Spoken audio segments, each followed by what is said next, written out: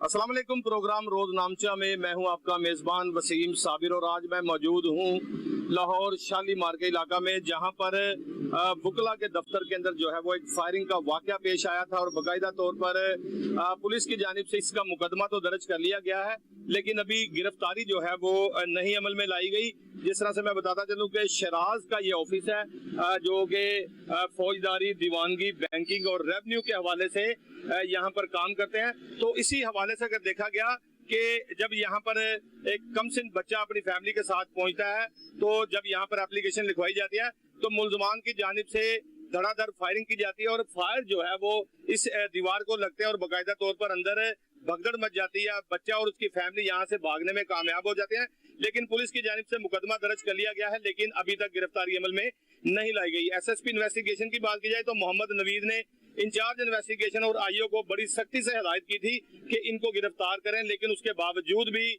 मुलजमान अबूरी जमानत करवाने में कामयाब हो गए हैं। ताहाल मेरे साथ यहाँ पर वकील साहब भी मौजूद हैं। मैं मौजूद हूँ मुदई मुकदमा शराज के साथ, जो कि इनकी मुदय्यत में थाना शालीमार में मुकदमा दर्ज किया गया है। मुकदमे में कौन सी दफात लगाई गई है और सारा वाकया कैसे पेश आया था, इन्हीं की जुबानी जान लेते हैं। शराज साहब अस्सलाम वालेकुम। वालेकुम सलाम। आप खैरियत से हैं? जी अल्हम्दुलिल्लाह। शराज साहब, आपके ऑफिस में फायरिंग हुई क्योंकि आप हक और सच का साथ देते हैं। अदालतों में जो लोग गुनाहगार होते हैं उनको सजा दिलवाते हैं, जो बेगुनाह होते हैं उनको आप घर भिजवाते हैं। क्या कहेंगे, सारा मामला कैसे पेश आया और वो कौन सा ऐसा दिन था, कौन सा टाइम था कि आपके दफातर के ऊपर फायरिंग हुई? खुदा ना खास्ता अगर आप दफ्तर के अंदर मौजूद होते तो एक बड़ा नुकसान हो सकता था। क्या कहेंगे? वसीम साहब, सबसे पहले तो थैंक यू वेरी मच कि आपने इस वायलेंस अगेंस्ट लॉयर के इशू के ऊपर अपनी आवाज उठाई और तमाम मीडिया की और दोस्तों की तवज्जो दिलाई। मैं आपको इसकी थोड़ी सी बैकग्राउंड बताना चाहता हूँ कि I was just performing my line of duty and very professionally. इसमें यह था कि मेरे पास 18/5/2025 को एक बच्चा, उसके वालिद साहब और उसका भाई तशरीफ लाते हैं और वो मुझे आके बताते हैं कि हमारे बच्चे को कुछ गुंडा अनासर ने जो है वो ज़दकोब करके अगवा किया है। 365 का ऑलरेडी मुकदमा दर्ज था?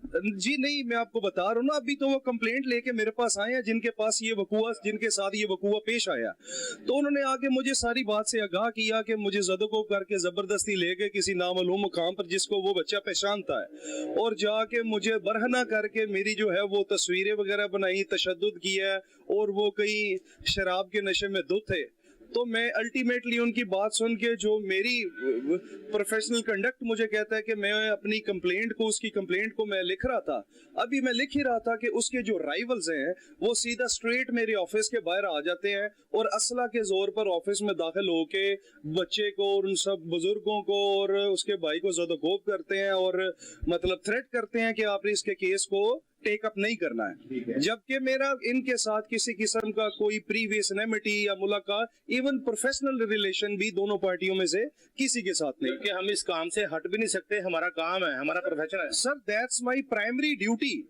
मैं इनकार नहीं कर सकता अगर कोई मेरे पास कोई एप्लीकेंट आता है, कोई कंप्लेनेंट आता है या कोई एक्यूज्ड भी आता है, तो मेरा काम है कि मैं अंडर दी कंडक्ट मैं उसको प्रोफेशनली डील करूं और कोर्ट में उनके बिहाफ में अपीयर हूं जैसी मेरी उनको सर्विसेज रिक्वायर्ड है प्रोफेशनली।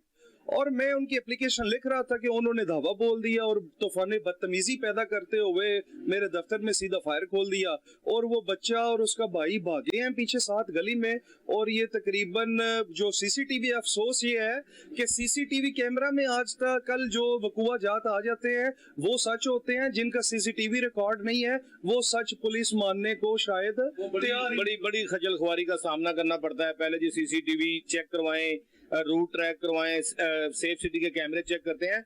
और आपकी बात दुरुस्त है, जो चीजें एक बार कैमरे की आंख में आ जाती है उन्हीं चीजों को माना जाता है। इंसान की जुबान के ऊपर तो यकीन रहा ही नहीं है। सर, इसी में ये बड़ी अफसोस की बात है और मैं आपको एक और इशू पे बताना चाहता हूँ कि मेरा यहाँ पर ऑफिस मौजूद है। ये हदबंदी बनती है शालीमार और गुजरपुरा की हदूद की। मैं जब वकूआ की बाबत 15 कंप्लेन करता हूँ, पुलिस तशरीफ लाती है, दोनों थाना की आती है, तकरीबन रात 2:30 बजे तक पुलिस की आपस में लड़ाई नहीं खत्म होती कि FIR कौन दर्ज करेगा।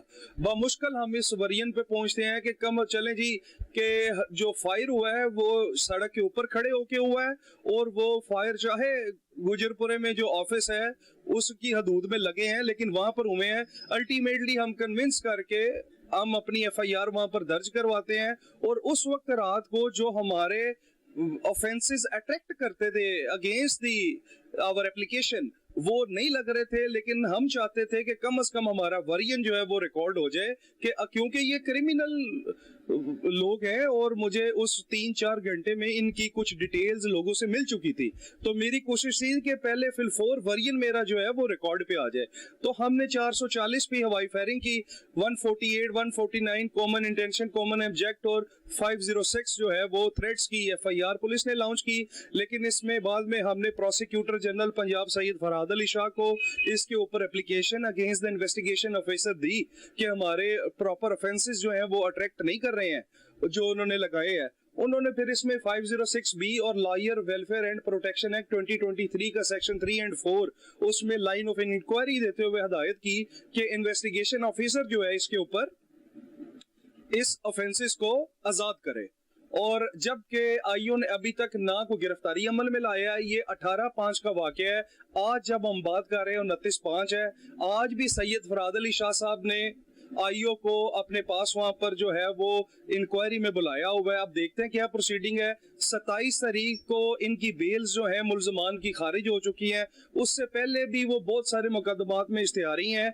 और ये सिर्फ मेरा वाकया नहीं है, इस इलाका में उन्होंने बहुत सारी जगहों के ऊपर इस तरह किस्म की हवाई फायरिंग और इस तरह के थ्रेट्स जो है वो CR उनका बना हुआ ऑलरेडी जी ऑलरेडी बना हुआ है, और पुलिस ने उनको अभी तक अरेस्ट भी नहीं किया है। और SSP इन्वेस्टिगेशन की वाज़ेह हदायत के बावजूद जो आईओ और इंचार्ज है उन्होंने इसके ऊपर कोई पेशरफ्त नहीं लाए हैं, मुस्बत और जो इसको प्रैक्टिकल पेशरफ्त कहते हैं।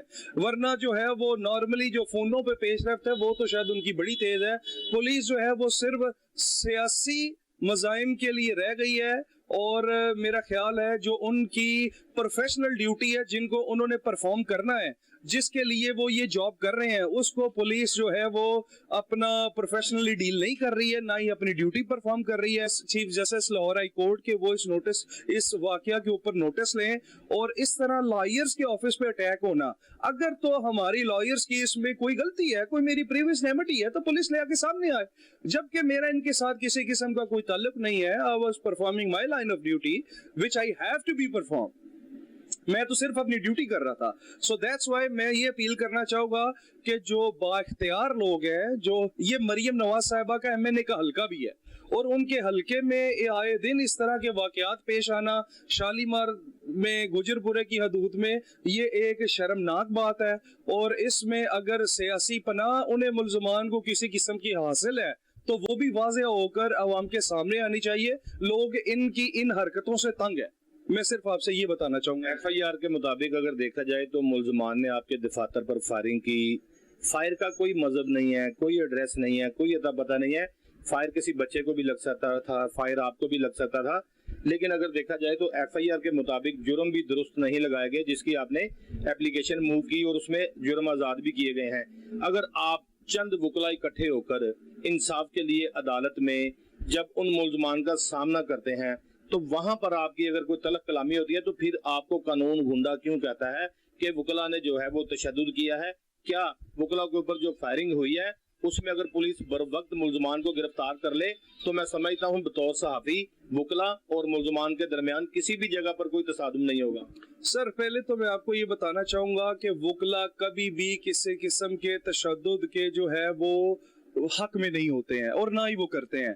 अगर पुलिस अपनी ड्यूटी ऑन टाइम परफॉर्म करे और तमाम मामलात को एमिकेबली रिजॉल्व लेके जाए जो उनकी ड्यूटी है, उसके accordingly no favour to anyone, तो मेरा नहीं ख्याल इस तरह के वाकयात पेश आए। और ये जो तशद्दुद की आप बात कर रहे हैं, ये तशद्दुद हमेशा ऐसे क्रिमिनल ऑफेंडर्स की तरफ से ही होता है।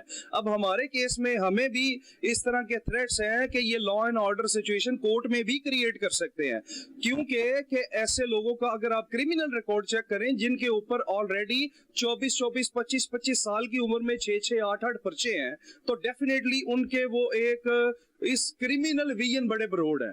उनकी जो मामलात है वो बड़े वसी हैं और उनको डर खौफ इस तरह का महसूस नहीं होता।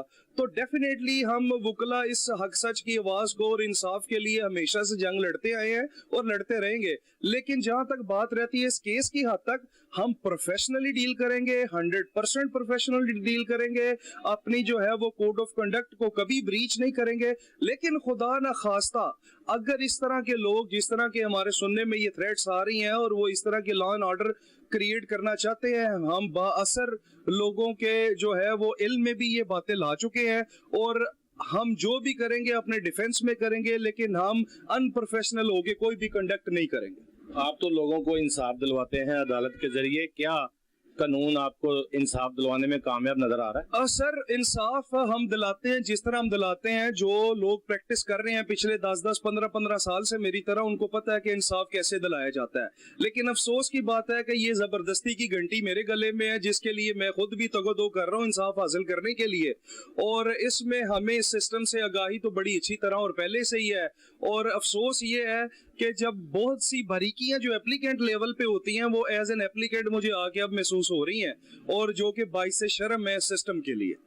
अभी जो एसएसपी इन्वेस्टिगेशन की जानिब से कहा जा रहा है कि घर की दहलीज पर इंसाफ मुहैया किया जाएगा, तो सोशल मीडिया पर टेलीफोन कान को लगाना और एसएचओ को हदायत जारी करना, ये सारी चीजें क्या आप समझते हैं कि हकीकत में भी इसी तरह से है? इंचार्ज इन्वेस्टिगेशन के साथ आपकी मुलाकात हुई, आईओ के साथ आपकी मुलाकात हुई, बतौर आप मुद्दई हैं, आपको जब एप्लीकेशन लेने के लिए थाना में बुलाया गया था, जब मुकदमा दर्ज हुआ, तो किसी आईओ ने, किसी इंचार्ज इन्वेस्टिगेशन ने इस हवाले से, मुलजमान के घर देखने के हवाले से आपके साथ बतौर मुद्दई मुकदमा भी कोई रब्ता किया? मैं आपको बताता चलो सर, सबसे पहले तो मैं आपके पहली बात से स्टार्ट करूंगा। जो आप बात कर रहे हैं कि ये सोशल मीडिया और खुली कचहरी या दिस एंड दैट जो भी है, अगर एक ऑफिसर की वर्बल ऑर्डर में, उसकी स्पीकिंग ऑर्डर पे, उसके राइटिंग ऑर्डर पे इतनी मॉरल वैल्यू मौजूद हो और उसकी जो है मॉरल कैपेसिटी इतनी हाई होना, तो आपको उसका जो वर्बल ऑर्डर है वो भी इंप्लीमेंट होता नीचे ग्राउंड तक नजर आता है।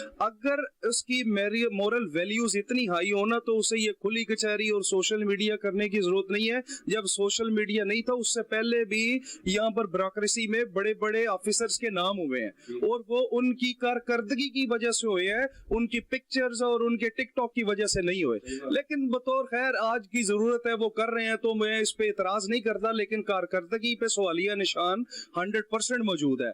मेरे केस में एसएसपी साहब ने इंचार्ज को बुला के बड़ी क्लियर हदायत दी थी, इनकी बेल्स कैंसिल है, ये पहले भी हैबिचुअल ऑफेंडर है, गुंडा एक्ट भी इन्हीं लोगों के लिए आ रहा है जो कि माशरे में बदअमनी पैदा कर रहे हैं, इनको हर हाल में इनकी गिरफ्तारी अमल में लाई जाए।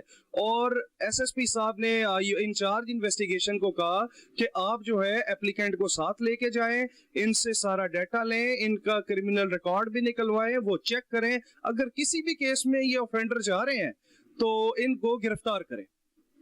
मैं गया, डीएसपी साहब के पास गया, आईओ के पास गया, लेकिन आपको पता है कि नीचे लेवल पे इतनी शर्म की बात है, ये मैं कहूंगा कि एसएसपी साहब के लिए, हालांकि मुझे उनसे कोई इतराज नहीं है कि उन्होंने बड़ी क्लियर डायरेक्शंस दी थी, लेकिन शर्म की बात यह है कि उनकी डायरेक्शन, उनकी जो एक ऑर्डर था, उसकी इंप्लीमेंटेशन ना होने के बराबर है, बिल्कुल भी नहीं है। और अगली बात कि मुझसे किसी ने घर देखे पूछे, मुझसे किसी ने रेड कंडक्ट करते हुए मेरा कोई बंदा साथ नहीं गया, मुझे फोन पे बस बताते रहे हैं यहाँ रेड हो रहा है, वहां रेड हो रहा है, उस रेड का कोई रिकॉर्ड नहीं है, इवन जिमनी अभी तक नहीं लिखी गई। मैं तमीमा बयान देना चाह रहा हूँ, नामालूम अफराद जो है, एक बंदा है मुझे पता चला है कि वो जो फाइक उर्फ तितली भट्ट है, उसका भाई भी साथ है, जिसका पिस्टल आप वीडियो में देख सकते हैं कि चला नहीं है, उसका एक फायर मिस होके यहाँ पर भी गिरा, जो कि जिंदा बुलेट हमने पुलिस के हवाले की, उसको भी नॉमिनेट नहीं किया गया। देखें, कोई भी मुद्दई मुकदमा जब एप्लीकेशन देता है, उसमें जितने लोग होते हैं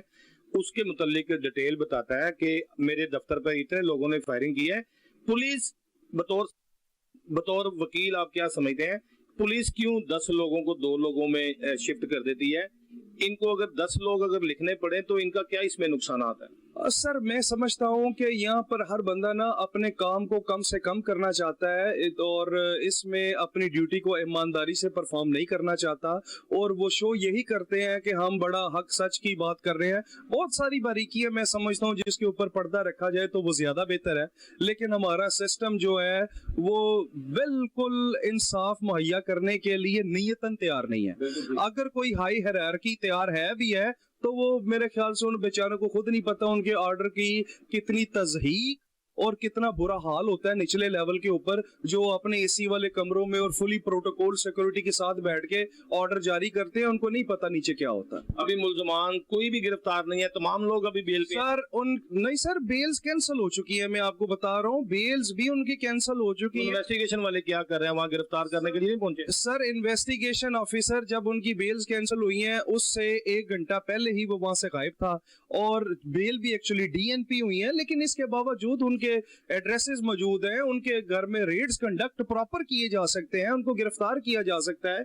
एक तो ये मुकदमा डायरेक्टली दहशतगर्दी का है। सबसे पहले तो मैं ये रिक्वेस्ट करता हूँ SP operation, SP SSP investigation साहब से, सीसीपीओ साहब से, कि उसके ऊपर दहशतगर्दी की दफात चाहते हैं कि 780 लगे। सर डेफिनेटली मैं नहीं चाहता हूं, देखिए मेरे चाहने ना चाहने से कुछ नहीं होता है।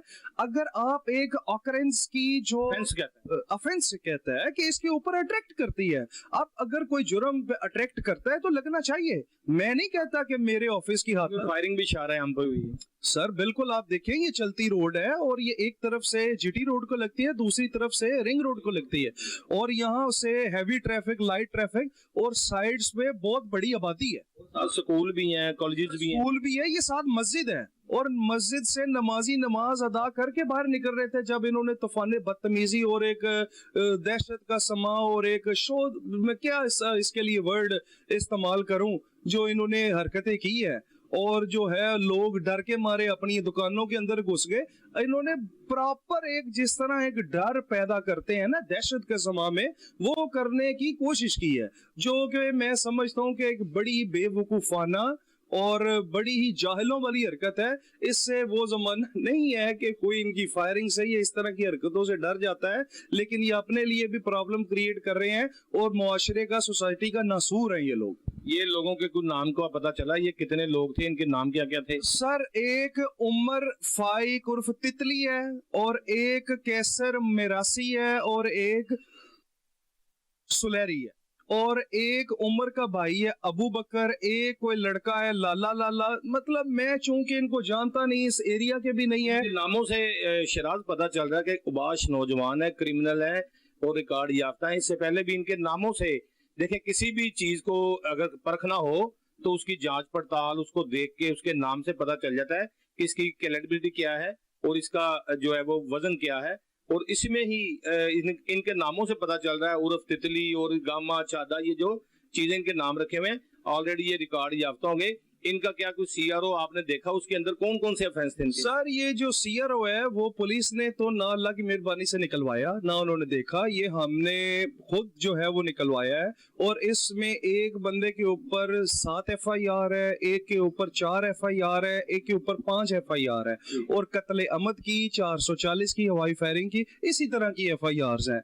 और ये इसमें कोई शक नहीं है, आपने इनके लिए बिल्कुल सही अल्फाज इस्तेमाल किए हैं, क्योंकि जैसे मेरा एप्लीकेंट वो बच्चा, आप उस बच्चे से मिले, आप बात करते हैं, उसकी उम्र सिर्फ 14 साल है, and he is a student of 9th और 10th, राइट। उससे बात शुरू हुई। आप ये देखें कि जो लड़के एक छोटे से बच्चे को डराने के लिए शराब पीकर, पिस्तौलें साथ लेकर एक बच्चे को डराने के लिए उसके कपड़े उतारते हैं, वीडियो बनाते हैं, मैं तो ये वाकया कल को मसरूफ हो जाऊंगा, मैं भूल जाऊंगा, ठीक है, लेकिन वो जो 14 साल का बच्चा है, शायद उसकी सारी जिंदगी के लिए ये वाकया उसके साथ जुड़ा रहेगा। जो सर ये तो पुलिस का काम है ना, कि अपनी जो नौजवान नस्ल है, जो जिस बच्चे के साथ, ये माइनर के साथ ये ज्यादती हुई है और जिन लोगों ने की है, उसके ऊपर जो साइकोलॉजिकल इफेक्ट आएगा, ये कुछ इस तरह के मामलात इनको तरतीब देने चाहिए कि ऐसे नासूरों को जड़ से काटा जाए। आप इस बच्चे के लॉयर भी हैं और बाकायदा खुद मुद्दई भी हैं इस केस के। आप क्या समझते हैं कि ये मामला कैसे पेश आया? बच्चे के वालिदैन ने आपसे डिस्कस तो किया होगा कि बच्चे को उठा के ले जाने की वजूहात क्या थी? सर वजूहात जो बच्चा बताता है कि इनका जो है वो स्कूल में तमाम क्लास फेलोज का लड़कियों लड़कों का ग्रुप था, उसके अंदर इसकी कोई दोस्त थी बच्ची, वो भी इसके जितनी है, 12-13 साल की।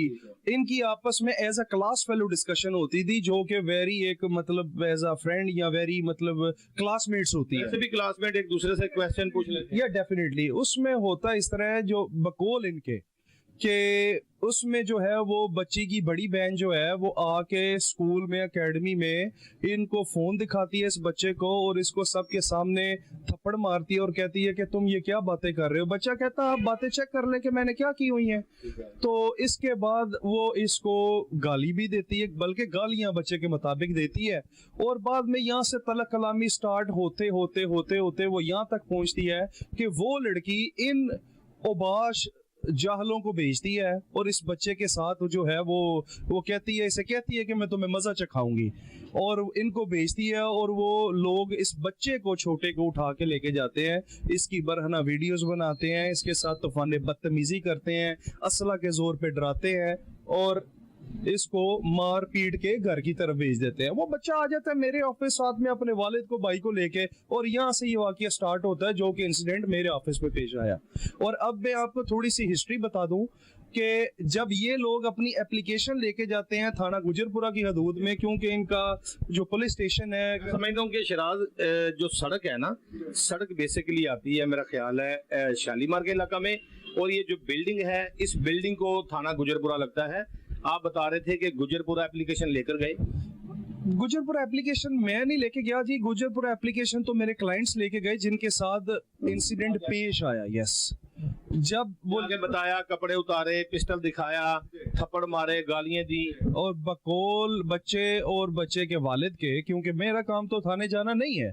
जब ये पुलिस स्टेशन जाते हैं तो एसएचओ बाप को बाहर खड़ा कर देता है, बच्चे को अंदर ले जाता है और उसे कहता है कि तुम्हारे साथ ये वाकया नहीं पेश आया, तुम झूठ बोल रहे हो और हमें सच बताओ हुआ क्या है। बच्चे ने सच सारा बताया, कहीं ये रिकॉर्ड कर रहा था, उसने सारा सच बता दिया कि हुआ क्या क्या है मेरे साथ। तो इसने उसको कहा कि मैं तुम्हें करंट वाली मशीन लगाऊंगा तुम्हारे बाप को, और तुम्हें एफआईआर दे के वो बाहर वाली हवालात में बंद कर दूंगा, तुम्हारे साथ ये वाकया पेश नहीं आया, तुम इस तरह वीडियो में कहो। वो बच्चे से अपनी मन मर्जी की वीडियो बनाता है, फिर उस वीडियो नहीं ठीक बनती, वो बच्चा कहता है कि मुझसे 3rd टाइम वीडियो बनवाता है। वीडियो बनवाने के बाद उसके वालिद साहब बताते हैं कि पुलिस के जो मन पसंद की वीडियो बयान था वो हासिल कर लिया गया। वही बात है ना कि वही वकूआ दर्ज होगा जो हम करना चाहेंगे, या वही इंक्वायरी पुट होगी जो हम करना चाहते हैं, वरना अदरवाइज जो है हम नहीं करना चाहते। बात तो यही होगी ना। तो अब उसका वालिद बताता है कि मुझसे जबरदस्ती एक न्यू एप्लीकेशन साइन करवाते हैं जो कि मुहर्रर लिखता है, आप चाहे उसका राइटिंग टेस्ट करवा लें। मुझसे इन्होंने जबरदस्ती वहां पर एप्लीकेशन साइन करवाई, हमारी एप्लीकेशन इन्होंने फाड़ के फेंक दी और हमें घर भेज दिया। और चूंकि उनका अभी तक एफआईआर भी दर्ज नहीं हुआ है और उनका भी मसला एक हाईलाइटेड है, एक बच्चे का इशू है, मैं समझता हूँ इसको प्रॉपरली एड्रेस होना चाहिए। मेरे साथ यहाँ पर शहराज मौजूद थे जो कि लॉयर हैं, और इनके दफ्तर पर फायरिंग हुई थी। बच्चे के हवाले से भी बात करेंगे, बच्चे के जो पेरेंट्स है वो भी यहाँ पर मौजूद है, बच्चा भी आ गया है। मैं यहाँ पर बताता चलूँ कि जो बच्चा था उसको पहले ओबाश नौजवानों की जानिब से उठाकर ले जाया जाता है, गन पॉइंट पर तशद्दुद किया जाता है और उसको बरहना करके जो है वो तशद्दुद किया जाता है, जिसकी इंदराज एफआईआर के लिए जो इसके वालिदैन है वो थाना गुजरपुरा पहुंचते हैं। तो जिस तरह से शराज ने बताया कि गुजरपुरा एसएचओ अपनी मनपसंद का वीडियो बयान हासिल कर लेता है, फिर एप्लीकेशन भी उसके मुहर्रर से लिखवाई जाती है, फिर अभी तक उसका मुकदमा भी दर्ज नहीं हुआ।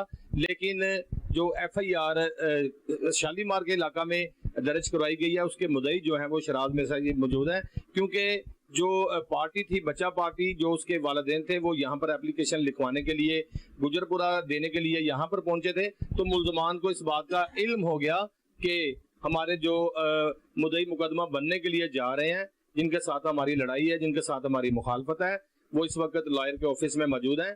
तो वो ना आओ देखते हैं ना ताओ देखते हैं, क्रिमिनल रिकॉर्ड याफ्ता है। जिस तरह से इन्होंने बताया, किसी के ऊपर 5 पर्चे हैं, किसी के ऊपर 6 पर्चे हैं, कोई इसमें तितली है तो कोई इसके अंदर तोता है। तो इस तरह के नाम जो है वो क्रिमिनल माइंड लोगों के होते हैं जो कि उर्फ साथ लगाते हैं। तो इनके दफातर पर फायरिंग करते हैं, फायरिंग करने के बाद वो यहाँ से फरार होने में कामयाब हो जाते हैं। आज की डेट में, आज की तारीख में देखा गया है कि उनकी बेल जो है वो खारिज कर दी गई है अदालत आलिया की जानिब से। अब इन्वेस्टिगेशन पुलिस का काम था कि मुल्जमान को गिरफ्तार करना। हम बच्चे से भी बात करेंगे, उनके बड़ों से भी बात करेंगे, वो भी यहाँ पर मौजूद है। लेकिन मुझे एक ब्रेक का इशारा किया जाता है, मैं बात करूंगा उनसे ब्रेक के बाद। Welcome back after the break. Break के बाद मैं मौजूद हूँ मुतासरा बच्चे के साथ, जहाँ से ये लड़ाई शुरू हुई है। लड़ाई किस तरह से शुरू हुई, किसकी वजह से शुरू हुई, गोलियां क्यों चली, गोलियां चलाने वाले कौन थे। मेरे साथ यहाँ पर कमसिन बच्चा मौजूद है जो खासा परेशान लग रहा है। बेटा आपका नाम क्या है? मोहम्मद अजीम। मोहम्मद अजीम। अजीम कौन सी क्लास में पढ़ते हो? 10 क्लास में, मैट्रिक कर रहे हो? जी। अच्छा मुझे बताओ कहाँ पढ़ते हो आप? मैं गवर्नमेंट मुस्लिम हाई स्कूल। गवर्नमेंट मुस्लिम हाई स्कूल में। बेटा क्या हुआ था कि बाजी ने आके स्कूल में पहले आपको गालियां दी, क्या मामला था इस तरह का, फिर गोलियां चली? मैं समझता हूँ कि सारा वाकया मुझे बताओ, स्कूल से लेकर गोलियां चलने तक आखिर हुआ क्या था? मैं DPS स्कूल में पढ़ता था 9th क्लास से पहले। तो वहाँ पे हमारे क्लास फेलो थे, तो उन सबके ग्रुप वगैरह थे। तो एक दोस्त, लड़की लड़कों के एक दोस्त भी थी, उसके साथ मेरी वैसी चैटिंग होती थी कि 9th के पेपर्स के बारे में, पेपर्स ले लिए, पेपर्स दे लिए, और वैसी बात होती थी। तो उसकी बहन ने गलत मतलब ले लिया और आके ना हमें ना कहने लगी कि आप लोग जो आप मैसेज करते थे लड़की को, मैं उसका नाम नहीं लूंगा, बेटियां सबकी एक जैसी होती हैं, जो आप मैसेज करते थे उस बच्ची को, वो आपको मैसेज करती थी, उसके अंदर सिर्फ आपके स्कूल के हवाले से जो क्वेश्चन थे वही थे या कोई पर्सनल बातें भी करते थे? पर्सनल बातें नहीं करते थे? क्या करते थे? नहीं थी। अच्छा क्या बातें करते थे? स्कूल के हवाले से बात कर लेते थे, दोस्तों के हवाले से बात कर लेते। जैसा कि कल छुट्टी है, कल तो स्कूल बंद है और पेपर आ रहा है, या क्वेश्चन ये होगा या वो होगा, यही बातें होती थी। 3 महीने तो 9th से पहले तो हम वो पेयरिंग स्कीम्स ढूंढ रहे थे, वो मतलब 9th की जो पेपर्स की होती हैं वो। और उसकी बहन ने गलत मतलब ले लिया। मैंने उनको कहा भी है कि ऐसा नहीं कोई भी है, हम सिर्फ वैसे ही दोस्त के हैसियत से ही हैं। तो उन्होंने मुझे, उसकी बड़ी बहन ने गालियां दी, मैंने भी दी। स्कूल आ गई थी वो? नहीं, वो मैसेजेस पे। अच्छा मैसेजेस पे। आप लोग कहाँ रहते हैं? हम लोग के पीछे। तो वो लड़की कहाँ रहती है? पता नहीं, लड़की का कोई पता नहीं है कि कहाँ रहती है। फिर क्या हुआ? फिर वो मैंने भी गालियां दी। फिर उसने दोबारा, जो हमारा क्लास फेलो है ना सैफ, वो 8 के बाद ओमान चला गया था, तो उसकी बड़ी बहन को भी गालियां दी। तो मैं उनके पास पड़ा हुआ था, मैंने कहा वो भी मेरी बहन है, आपने उनको क्यों गालियां दी हैं? तो मैंने फिर दोबारा उनको गालियां दी, उनकी बड़ी बहन को, जो मेरी दोस्त की। यानी कि आपस में उसकी बहन और आपके दरमियान मैसेजेस पे गालियों का तबादला हुआ, उसने आपको गालियां दी, आपने उसको गालियां दी, फिर क्या हुआ? फिर उसने कहा कि मैं अब तुम्हें मजा सिखाऊंगी लड़के भेज के। तो वो फिर 4-5 लड़की आई है पार्क के पास, वो मुझे कहते हैं आओ तुम्हें मोटरसाइकिल चलाना सिखाएं। मैंने कहा नहीं। आपको वो पहचानते थे? आपकी तस्वीर दी थी कोई? हाँ उनके पास थी, मैं नहीं उनको पहचानता था, मुझे तो पता ही नहीं था वो कौन है। तो वो आए, वो 4 जने आए, उन्होंने मुझे ना कहा कि आओ आपको मोटरसाइकिल चलाना सिखाएं। मैंने कहा नहीं, मैंने नहीं बैठना। तो उन्होंने मुझे पिस्टल दिखाई। पिस्टल थी उनके पास? जी। अच्छा फिर? उन्होंने मुझे पिस्टल दिखाई और उन्होंने मुझे कहा कि मेरे साथ चलो। तो मैं उनके साथ चल के ना, लाल कलर का गेट था, उधर चला गया। लाल कलर का गेट था एक, लाल कलर का गेट था घर के अंदर। तो कितनी दूर ले गए घर से तुम्हें? थोड़ा सा, ये जितना लगाने चौक तक होगा। अच्छा ठीक है, वहां तुम्हें ले गए मोटरसाइकिल पे बिठा के, पिस्टल दिखा के? जी। फिर उन्होंने ड्रिंक भी की हुई थी। कैसे पता चला आपको? वो ऐसे ही हुल रहे, दामन डोल हो रहे थे? जी। अच्छा। तो उन्होंने ना पहले मुझे बहुत मारा, थप्पड़ मारे। आपने पूछा नहीं भाई मुझे क्यों मारे? मैंने पूछता रहा, उन्होंने मुझे तो उन्होंने थप्पड़ मारे, उन्होंने मेरी शर्मगी की हरकतें की। तो फिर उन्होंने मेरे ना वीडियो बना ली, बरहना करके जी, थोड़ा यहाँ तक करना, थोड़ा करके वीडियो बना दी। कहते कि फिर वो पता नहीं शायद उस लड़की को भी सेंड की इन्होंने। फिर मैंने ज्यादा शोर मचाया, जब मैंने ज्यादा शोर मचाया ना, तो मुझे कितना एक ने कहा इसको छोड़ दो, वो मैं बाहर चला गया। उन्होंने मुझे कहा कि सीधा घर जाना है और किसी को क्या बताया तो हम तुम्हें गोली मार देंगे। मैं सीधा पापा पास आया, पापा को मैंने सारा बताया। पापा मुझे लेके इधर, आपके पापा हैं? जी। अच्छा। वो पापा मुझे इधर लेके आए। मैं भी वकील साहब इधर यहाँ पे एप्लीकेशन देने आए? हाँ, मैं यहाँ पे बता ही रहा था वकील साहब को, तो वो वहाँ से आ गए।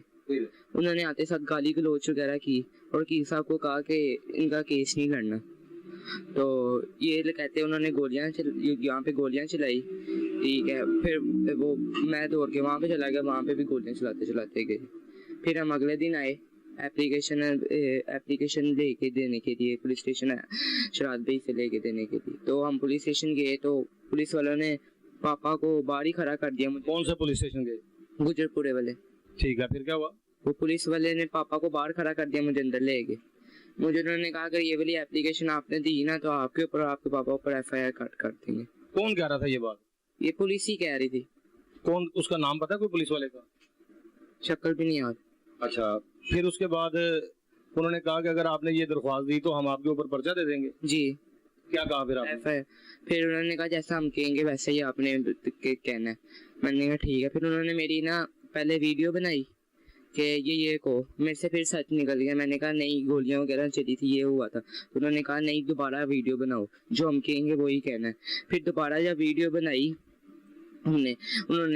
उन्होंने जब वीडियो बनाई तो फिर मेरे से दोबारा सच निकल गया। उन्होंने कहा कि दोबारा अगेन वीडियो बनाओ। फिर जो उन्होंने मुझे नाजरीन रिपीट बार बार किया गया, क्योंकि पुलिस मुलाजमीन को अपनी मनपसंद का कोई वीडियो बयान हासिल नहीं हो रहा था। बच्चे के मुताबिक कहा जा रहा है कि मुझसे पहले वीडियो बयान लिया गया कि आप इस तरह से कहो, और वीडियो बयान में मैंने गोलियों का जब जिक्र किया तो उन्होंने आगे से कट कर दिया और कहा कि फिर से दोबारा वीडियो बनाते हैं। फिर दोबारा वीडियो जब बनाई गई तो फिर उसमें पुलिस मुलाजमीन के मुताबिक जो उनके मतलब का बयान था वो नहीं दिया गया, तो फिर उसको कहा गया इसको कट कर दें। कितनी बार इन्होंने आपसे वीडियो बनवाई? 3 दफा। तीसरी दफा फिर क्या कहा आपने? ये कि जो उन्होंने कहा तो मैंने कह दिया। क्या वीडियो बयान दिया? उन्होंने कहा था कि ये कहना है कि 2 दोस्तें थी, वो गोलियां वो मेरी चैट होती थी, तो फिर लड़की आई है, मुझे उन्होंने बिठाना चाहा तो उन्होंने मुझे बस मारा है बस। वो कहते गोलियों का जिक्र ना करो, लड़ाई का जिक्र ना करो, बरहना करके तशद्दुद किया इसका जिक्र ना करो, मोटरसाइकिल पर बिठाने वाला जिक्र ना करो। फिर उसके बाद बयान दे के आप चले गए? जी। फिर मैं एकेडमी चला गया। चले जी, मेरे साथ यहाँ पर कमसिन बच्चा मौजूद था जिसका कहना था कि पुलिस ने अपने मनपसंद का बयान ले लिया। ताहाल मेरे साथ उनके वालिद भी मौजूद हैं जो थाना में एप्लीकेशन लेकर गए थे। उनकी जानिब अब चलते हैं, उनसे भी बात करते हैं कि सारा मामला किस तरह से पेश आया था। लेकिन मैं समझता हूँ कि वालिद की जानिब जाने से पहले जो है वो एक ब्रेक ले लेते हैं। ब्रेक के बाद जो है वो आखिर में इसके वालिद से बात करते हैं बच्चे के, और तमाम हकाइक जिस तरह से हमने पहले भी जाने, इसके वालिद की जानिब चलते हैं, उनसे भी मजीद हालात जान लेते हैं कि लड़ाई झगड़े की वजूहत क्या थी। बच्चे ने भी बताया, लेकिन जो बड़े हैं थाने भी वो गए हैं, किस तरह से पुलिस का इनके साथ रवैया था उनकी जुबानी जान लेते हैं, लेकिन ब्रेक के बाद। Welcome back after the break. Break के बाद मैं मौजूद हूँ अजीम, जिसकी उम्र 14 साल है, उनके वालिद के साथ। सारा मामला कैसे पेश आया अब इनकी जुबानी जानते हैं, मोहल्लेदारों ने क्या बताया और बच्चे को किस तरह से मोटरसाइकिल पर बिठा कर लगाए। अस्सलाम वालेकुम। वालेकुम सलाम। भाई साहब, आपका नाम क्या है? जवेदुर रहमान। जवेद साहब। जवेद साहब, क्या वाकया सारा पेश आया? सर मुझे तो नहीं पता, मैं तो घर में था। ठीक है। मुझे बच्चा गया घर, रोता रोता गया जी मुझे ना लड़कों ने मारा है। ठीक है। मैं इसके साथ आया हूँ। मैं कहा कहाँ हैं लोग? कहना जी पता नहीं कि वो चले गए हैं। मैं वकील साहब के पास आया हूँ, तो मैं कहा मैं वकील साहब के पास जाता हूँ, उनसे बात करता हूँ। मैं इधर आया हूँ, इधर आके मैं बैठा हूँ तो इधर वो बाहर आगे गोली चला दी उन्होंने। मैं इस बच्चे को इधर धक्का दिया तो मैं बैठ गया। मैं मियाँ साहब ने पूछा कि भाई क्या मामला? मियाँ साहब ਤੁਹਾਨੂੰ ਪੁੱਛਣਾ ਗੋਲੀ ਚਲਾਉਣ ਵਾਲੇ ਕੌਣ ਹੈ, ਤੁਸੀਂ ਮੀਆਂ ਸਾਹਿਬ ਨੂੰ ਪੁੱਛੋਗੇ ਕੌਣ ਹੈ, ਪਤਾ ਹੀ ਨਾ ਚੱਲੇ ਕੌਣ ਹੈ। ਪਤਾ ਹੀ ਨਹੀਂ ਸਰ, ਸਾਨੂੰ ਪਤਾ ਹੀ ਨਹੀਂ, ਨਾ ਮੀਆਂ ਸਾਹਿਬ ਨੂੰ ਪਤਾ ਤੇ ਨਾ ਸਾਨੂੰ ਪਤਾ। ਉਹ ਫਿਰ ਇਹਨਾਂ ਨੇ ਮੇਰਾ ਮਤਲਬ ਕਿਆ ਜੀ ਐਪਲੀਕੇਸ਼ਨ ਦਿੱਤੀ ਉੱਥੇ ਸ਼ਾਲੀਮਾਰ ਐਪਲੀਕੇਸ਼ਨ ਦਿੱਤੀ, ਉੱਥੇ ਜਾ ਕੇ ਤੇ ਮੇਰਾ ਮਤਲਬ ਕੀਤਾ ਕਰਾਇਆ। ਉਸ ਤੋਂ ਬਾਅਦ ਆ ਗਏ ਆ, ਉਸ ਤੋਂ ਬਾਅਦ ਦੂਸਰੇ ਦਿਨ ਗਏ ਆ ਗੁਜਰਪੁਰੇ ਐਪਲੀਕੇਸ਼ਨ ਲਿਖਾ ਕੇ ਤੇ ਮੇਰਾ ਮਤਲਬ ਉਹਨਾਂ ਨੇ ਜਾ ਕੇ ਦਿੱਤੀ।